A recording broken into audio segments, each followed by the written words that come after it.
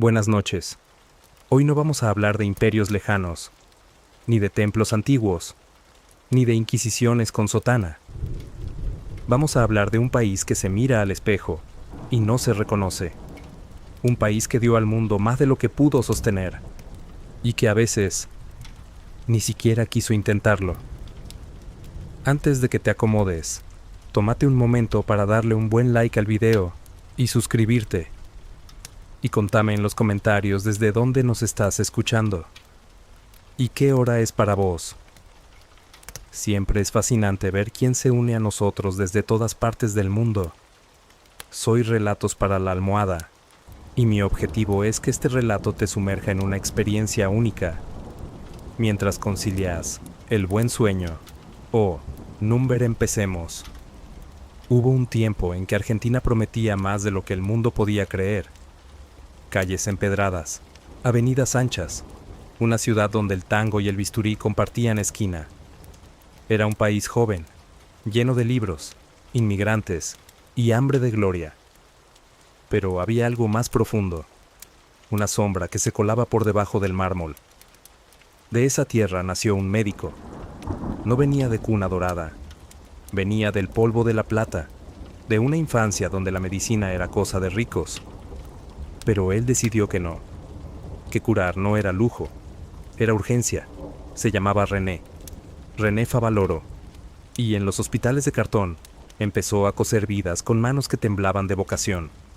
Lo mandaron al sur, al fin del país, a un pueblo sin quirófano ni bisturí. Allí, entre tormentas de tierra y partos sin luz, se volvió cirujano, pediatra, dentista y, a veces, sepulturero. No por elección, sino por falta de opciones, y sin embargo, no se rindió. Cruzó el mar, buscó respuestas, y las encontró en un hospital de Cleveland. Fue allí, en el norte helado, donde cambió el curso de la historia sin hacer ruido, el bypass coronario, una operación que salvó millones de vidas. Una idea simple, brutalmente precisa, un puente en el corazón, una costura de esperanza. Favaloro no quiso fama, quiso volver, y volvió, no a las luces, a los pasillos fríos de un país que no lo esperaba, que no tenía insumos, ni voluntad. Pero él insistió, fundó una fundación, sin lujo, solo con sueños, y cartas al presidente, a los ministros, a los que juraron cuidar la salud. Nadie respondió, nadie escuchó, y entonces, una tarde de invierno, René escribió una última carta, corta, dolida, final. Después se disparó en el corazón que tantas veces había reparado. Uno solo. Pero retumbó como un eco eterno en cada quirófano del mundo. Así trató Argentina a uno de sus mejores. Pero no fue el único. Luis Federico Leloir también nació en este suelo. Un científico de gesto tímido y manos que olían a alcohol de laboratorio. Pasaba más tiempo entre tubos de ensayo que con su familia. Estudiaba cosas invisibles, moléculas, azúcares, rutas que el cuerpo recorre sin pedir permiso. Ganó el Nobel. Un argentino, sí. Pero no había dinero para comprar un aparato que agitara las muestras. Así que lo fabricó con un viejo motor de lavarropas. Eso no es metáfora, es literal. El país que prometía futuro le dio chatarra, y él, con chatarra, explicó cómo funciona la vida. No pidió honores, pidió presupuesto, no pidió estatuas, pidió tiempo para investigar, y como siempre, el Estado no llegó, o llegó tarde, o llegó con discursos, pero no con reactivos.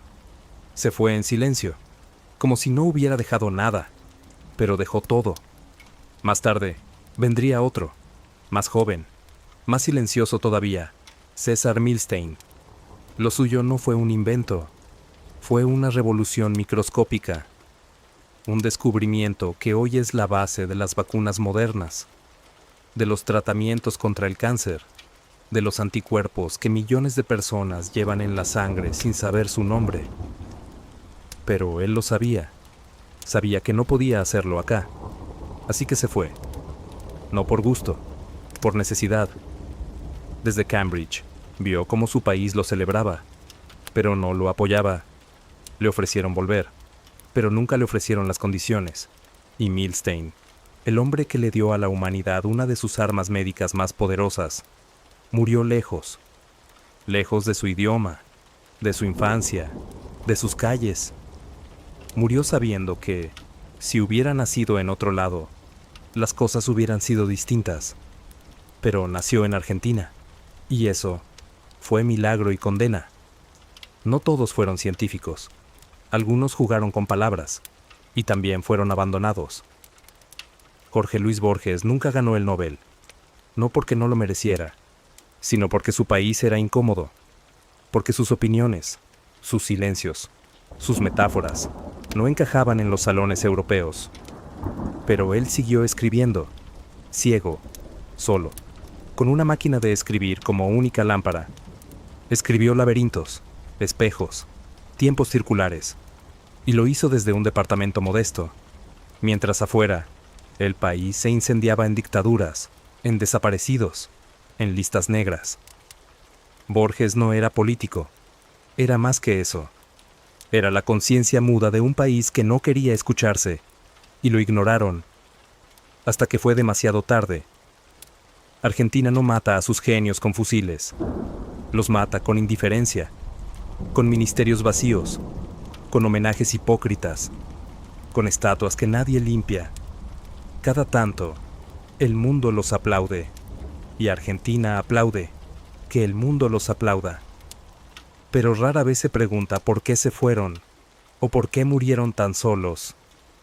Y esa pregunta sigue flotando en el aire espeso de cada biblioteca abandonada, de cada hospital sin insumos, de cada aula donde el profesor da clase con el guardapolvo roto. Así somos, un país que produce genios y después los guarda en cajones. Un país que exporta talento como quien se desprende de una herencia incómoda, como si brillar fuera traicionar, como si pensar fuera un acto de arrogancia.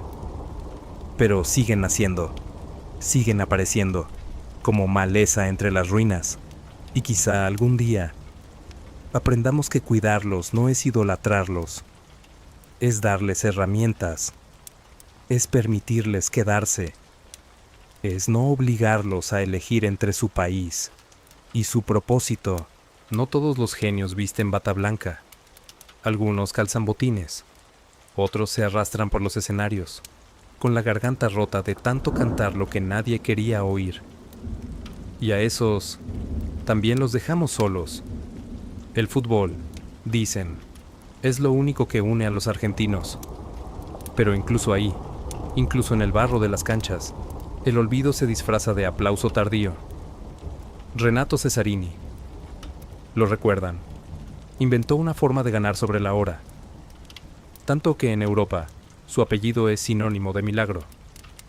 El gol en la zona Cesarini, allá lo estudian, acá apenas lo nombran, o José María Gatica, un boxeador que no sabía leer, pero que entendía cada músculo del cuerpo humano. Se paró frente a rivales que pesaban más que sus pesares y los derribó con puños que no sabían mentir. Fue ídolo, sí, pero cuando cambió el viento político, lo borraron. Le quitaron la licencia, la prensa, la comida. Terminó vendiendo estampitas en la calle. Lo atropelló un colectivo y lo enterraron en un cajón sin nombre. Ese era Gatica, la furia, la gloria y el silencio. ¿Y los músicos? ¿Los poetas? ¿Los que tejieron el alma del país con hilos invisibles? Spinetta murió sin hacer ruido, como si no hubiera inventado el idioma del rock en castellano, como si sus letras no hubieran sido plegarias para miles de adolescentes rotos. Y Charlie, ahí sigue, sobreviviendo al olvido, como un faro que parpadea entre el cariño y el descuido. Un sobreviviente, de sí mismo, de nosotros. Mercedes Sosa, en cambio, tuvo que irse, la negra, la voz de los que no tenían voz. La llamaron comunista, traidora, peligrosa. Le allanaron la casa, la hicieron callar, pero no pudieron. Y desde Alemania, desde Francia, cantó por todos. Cuando volvió, ya era mito, pero se fue con la tristeza de saber que su propio país la hizo exiliarse por cantar lo que dolía. Y así sigue la lista, infinita, dolorosa, como un himno roto. Artistas que pintaron la pobreza y murieron pobres. Escritores que describieron la locura y terminaron en hospicios. Científicos que soñaron con laboratorios y durmieron en pensiones. Argentina no los mató, pero los dejó morir. Murieron de abandono, de burocracia, de indiferencia estatal, de cartas que nadie contestó. Y aún así, volvemos a admirarlos. Cuando ya no están, cuando es tarde, cuando su nombre cabe en una calle, en un sello postal, en una frase de prócer, pero no en un presupuesto. Argentina es un país que no sabe qué hacer con sus genios. Los ama tarde, los celebra mal, los entierra pronto. Tiene una extraña habilidad para reconocer el talento, cuando ya es cadáver. Los primeros años, los ignora. Los segundos, los cuestiona. Los terceros, los exilia. Y los últimos, les escribe una calle con su nombre. Pero nunca les da lo que necesitan cuando están vivos. Pan, espacio, tiempo. En otros países, el talento se pule. Acá, se castiga. Se sospecha de él. Se lo acusa de creerse más, de no ser uno más. Y tal vez ahí esté el secreto. Argentina es un país donde brillar es peligroso, donde destacarse es traición, donde la humildad se confunde con resignación y la excelencia con soberbia. Por eso sus genios huyen, o se suicidan, o se apagan lentamente, como velas en una casa que nadie habita. A veces parece que la Argentina no quiere sanar, que prefiere el dolor conocido al futuro incierto, que se enamoró de su propio fracaso, y lo hizo himno, lo hizo bandera, pero aún así, sigue pariendo milagros, en escuelas rotas, en hospitales sin gasas, en barrios donde la electricidad llega en forma de guitarra, de cuaderno, de pelota de trapo, y es ahí donde nace otro, y otro, y otro más, genios pequeños, futuros Nobel, futuros poetas, futuros gigantes, sembrados en tierra árida, creciendo a pesar de todo, a pesar de todos. El problema no es que no tengamos talento, el problema es que no lo cuidamos, y entonces lo miramos partir, lo vemos cruzar océanos, triunfar en idiomas que no son el suyo, recibir premios en escenarios que nunca pisarán acá, y los aplaudimos desde lejos, con orgullo y con culpa, una culpa que no se nombra, pero que arde. Así es este país, capaz de crear belleza en medio del derrumbe, de producir ciencia con alambres, de dar al mundo lo mejor y no saber qué hacer con lo que queda. Tal vez un día cambie, tal vez no, pero mientras tanto, siguen naciendo genios, y nosotros seguimos aprendiendo a despedirlos. Antes de que te vayas, tómate un momento para apoyar este canal. Dale un like si este relato te tocó, y contanos en los comentarios desde dónde nos estás escuchando y qué hora es allá. Siempre es un honor leerte. Soy Relatos para la Almohada, y mi único objetivo es acompañarte, aunque sea un rato, mientras el mundo duerme, y algunos sueños todavía duelen. Y si sigues despierto, es porque algo en vos también arde. No es insomnio, es memoria. Es el murmullo de una tierra que no sabe olvidar, pero tampoco sabe cuidar. Argentina, la que da y quita, la que sube al podio y después patea la escalera, la que celebra al inventor y lo deja sin laboratorio, la que envidia al escritor y le paga con olvido, la que abraza a sus héroes cuando ya están fríos. Vivimos en una patria que se enamora de su pasado, pero lo guarda mal. Un país que, como un niño sin rumbo, juega con joyas como si fueran piedritas, que llama exceso a la excelencia y locura a la visión. Una tierra de fuegos breves, de promesas eternas, de genios descalzos y de cementerios llenos de ideas. ¿Dónde quedaron las manos que soñaron con cambiarlo todo? Las de Carrillo, que imaginó una salud pública para todos y terminó marginado por querer demasiado. Las de madres que caminaron en círculo hasta que el mundo escuchó, pero su país no. Las de maestros que enseñaron con tizas rotas y pan del día anterior. Los científicos que trabajaron a vela. Los obreros que inventaron máquinas sin manuales. Los artistas que pintaron con lágrimas y mate frío. ¿Sabías que un argentino ayudó a que el hombre llegara a la luna? Sí. Ramón Carrillo también soñó con satélites. Y el matemático Manuel Sadowski abrió caminos que después otros recorrieron con nombre ajeno. Pero esas historias no están en los manuales. Están en los susurros, en las sobremesas, en los cafés con mozos que ya no sirven poesía. Nos enseñaron a sobrevivir, pero no a recordar. Nos enseñaron a admirar a Borges, pero no a leerlo con hambre. A repetir el nombre del Eluard, pero no a entender que hacía ciencia con frascos reciclados. A nombrar a Favaloro como si fuera un monumento, pero no a llorar lo que le hicieron. Porque lo mató la burocracia, pero también el desinterés, la indiferencia de un país que le pidió milagros y no le pagó ni las vendas. Y vos seguís despierto, porque lo sabés, porque algo adentro tuyo reconoce la injusticia aunque nadie la señale. Y por eso estás acá, escuchando, sintiéndolo. Quizás porque vos también sos parte. Sos hijo de esa contradicción. Sos nieto de un país que se incendia. Y después pregunta, ¿quién trajo el fuego? Pero no todo está perdido. No mientras alguien recuerde. No mientras alguien escuche. No mientras vos sigas despierto. Y si sigues despierto, es porque algo te duele aunque no sepas qué. Tal vez, lo mismo que a ellos.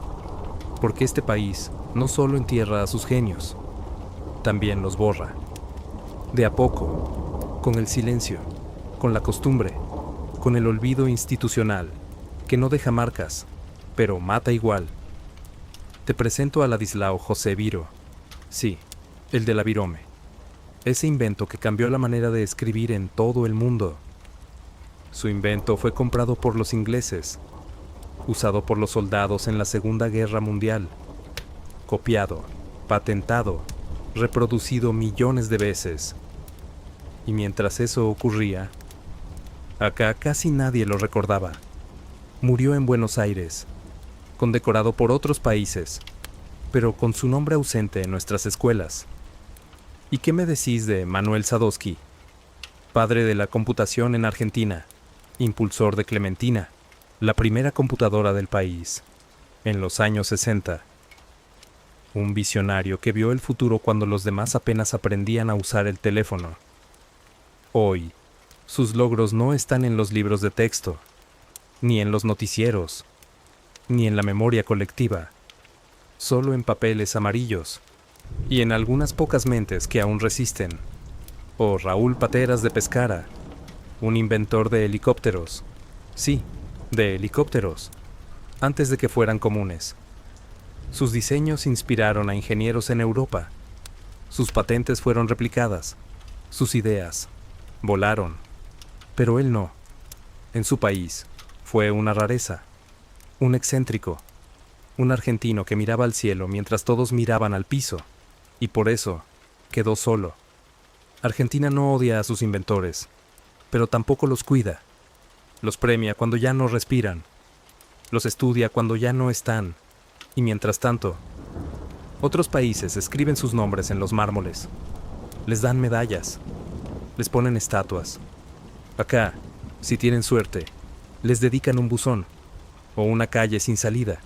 Y vos seguís despierto, porque sentís que algo de esto te toca, te salpica, te grita bajito en la conciencia.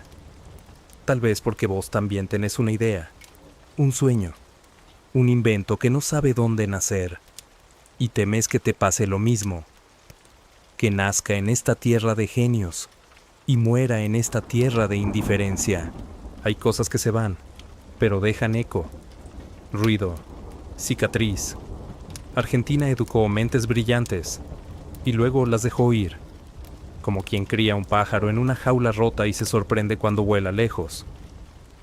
La historia no está hecha solo de guerras, también de maletas, de boletos de ida, de cerebros fugados que lloraron en silencio al despegar.